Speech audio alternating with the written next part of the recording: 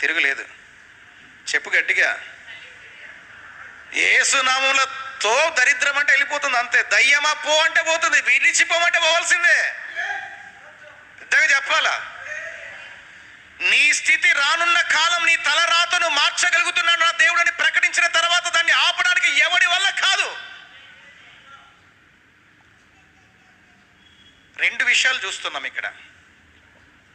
ఆకాశం వైపు చెయ్యెత్తడం అంటే ఏంటో తెలుసా? దేవునిపై ఆధారపడడం. సముద్రం వైపు చెయ్యెత్తడం ఏంటో తెలుసా? దేవుడు నీకు అధికారం ఇచ్చాడు, అభిషేకం ఇచ్చాడు, సమస్యను నీవు పో అని గద్దించాలి. సమస్య వైపు చూడాల్సిన అవసరం లేదు. గెట్ అవుట్ అంటే వెళ్ళిపోతుంది అంతే. నీ నోటికి అంత పవర్ ఇచ్చాడు. జీవ మరణములు నాలుక వశం ఇచ్చాడు దేవుడు.